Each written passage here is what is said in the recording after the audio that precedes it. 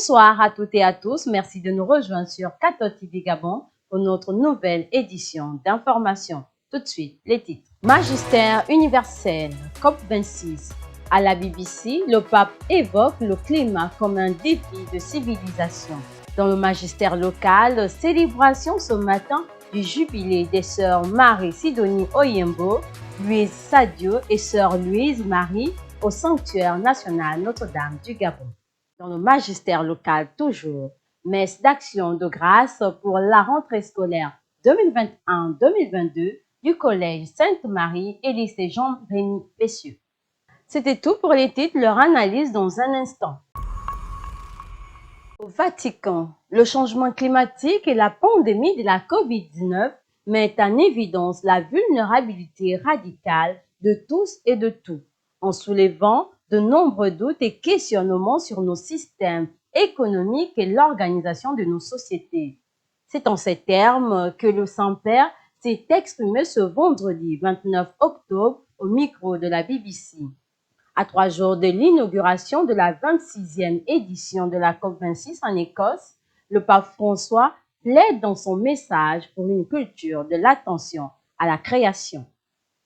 Dans l'archidiocèse de Libreville, jour de fête au sanctuaire marial Notre-Dame du Gabon, avec la célébration de la messe du jubilé des sœurs Marie Sidonie Oyembo, Louise Sadio et Louise Marie de la congrégation des sœurs de l'Immaculée Conception de Castres, encore appelée les Sœurs Bleues. Cette messe d'action de grâce a été présidée par Monseigneur Basile Bengon, archevêque émérite de Libreville, et concélébrée par Monseigneur Dominique Bonin, évêque émérite de Mouila. Ce rendez-vous sur la colline au pied de la Vierge a permis de manière providentielle à plusieurs fidèles d'entreprendre un véritable pèlerinage afin de rendre grâce à Dieu. Au cours de cette messe, les sœurs Marie Sidonie Oyembo, sœur Louise Sadio et sœur Louise Marie ont commencé une nouvelle marche, renouvelé leurs vœux et leur engagement à Dieu et à la Sainte Vierge Marie.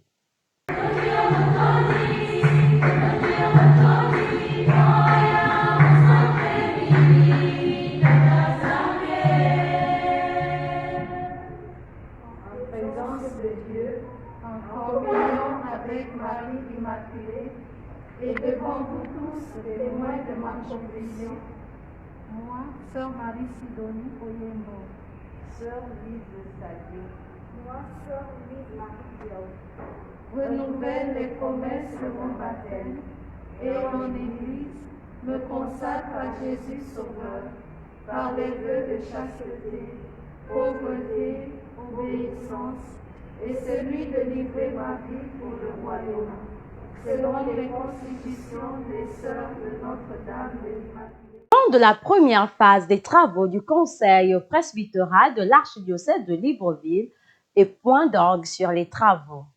C'est au terme de 3 jours d'enseignement et de partage que la première phase du premier Conseil presbytéral de l'histoire de l'Église archidiocésaine de Libreville a clos ses travaux.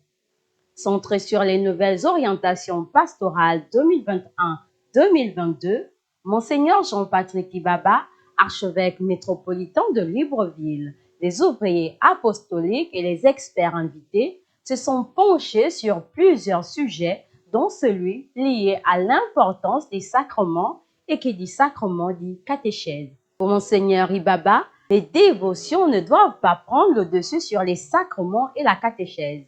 Au regard de la qualité des échanges, le métropolitain de Libreville n'a pas manqué de dire sa joie et ses remerciements aux différents membres du Conseil pour leur participation active. Dans la rubrique Église et éducation, messe de rentrée scolaire 2021-2022 du Collège Sainte-Marie et du lycée Monseigneur Jean-Rémy Bessieux qui ont communié ensemble en confiant leur nouvelle année scolaire à Dieu. La cathédrale Notre-Dame de l'Assomption, le corps administratif, les enseignants et les élèves du collège Sainte-Marie de Libreville ont rendu grâce à Dieu pour la nouvelle année scolaire 2021-2022 qui vient de commencer.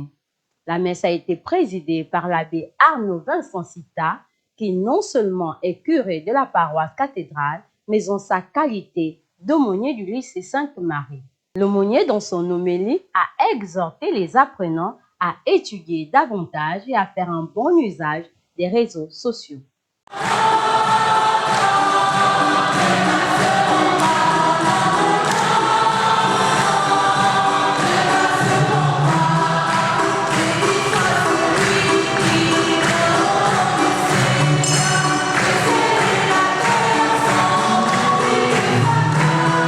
Même son de cloche hier jeudi 28 octobre pour les administrateurs, enseignants et élèves du lycée Monseigneur Jean-Rémy Bessieux qui ont communié ensemble en confiant leur nouvelle année scolaire à Dieu.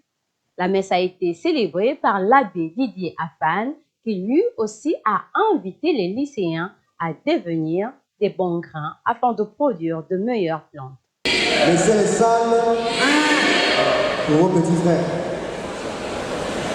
Il ne faut pas que vous retrouviez grande sœur et petite sœur dans la même salle.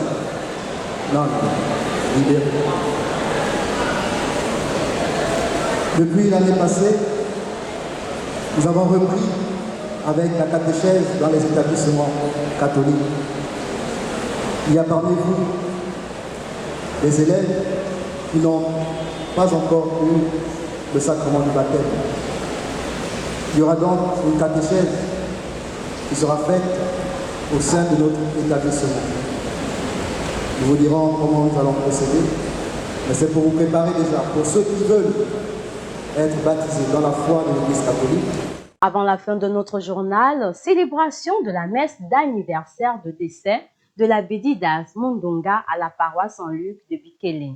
Hier, jeudi 28 octobre 2021, à la paroisse Saint-Luc de Bikele, une messe anniversaire du décès de l'abbé Didas Mundunga a été célébrée en fin d'après-midi par le curé de la paroisse, abbé Elias Angangwa. 8 ans après son départ vers le Père, l'émotion est toujours vive. Au sortir de la messe, M.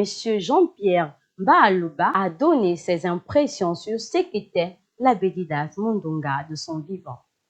Didas, c'est beaucoup de souvenirs. Et ce qu'on peut retenir, c'est que l'abbé Didas, comme prêtre de l'archidiocèse de Libreville, a partagé l'extrême compassion de l'archevêque Monseigneur Basile Mbengon, archevêque métropolitain de Libreville à l'époque. Il a partagé sa compassion en faveur des familles, parce que la crise de la famille elle est planétaire et notre pays n'est pas du tout épargné par cette crise. Et parfois elle prend des formes sévères dans notre pays et particulièrement dans notre archidiocèse. C'est pour cela que l'abbé Didas a accepté d'aller aux études pour se former dans les sciences de la famille à l'Institut Jean-Paul II pour la famille Cotonou au Bénin, à la demande de Monseigneur l'archevêque. Et il a fait avec beaucoup d'enthousiasme. À son retour, il a apporté une réforme de la sous-commission préparation au mariage mise en place par Monseigneur l'archevêque. Et il a réformé de telle manière que ceux qui avaient besoin vraiment de se former, de comprendre la beauté, la grandeur du sacrement de mariage, ont afflué de partout pour se former, pour se recycler. Et il a eu un appel particulier en faveur de ceux qui peut-être prenaient le pas.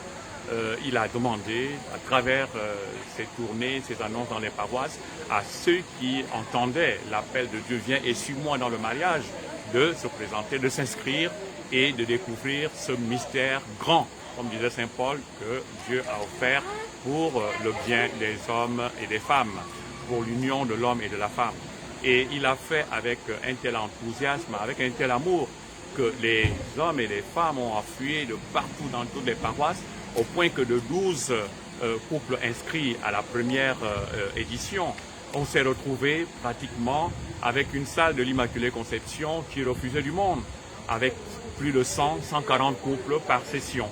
Et ça a été vraiment une grâce particulière. Et nous disons merci aujourd'hui au Seigneur pour ce que Didas a été pour cette église locale, pour ce qu'il a été pour les familles, pour la grâce particulière que Dieu lui a faite de pouvoir rassembler, mobiliser autant de personnes hésitantes. Vous savez que la famille, c'était une question presque taboue. mais il a rendu cette question tellement simple, comme Dieu lui-même a voulu que l'homme ne soit pas seul, mais qu'il lui soit donné une aide.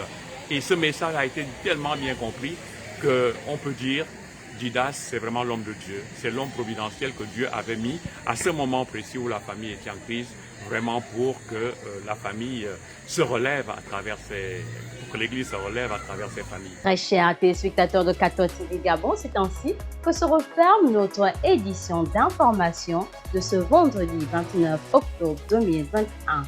Nous vous remercions de l'avoir regardé. En route pour les 200 ans de notre Église, gardons la foi, l'espérance et la charité.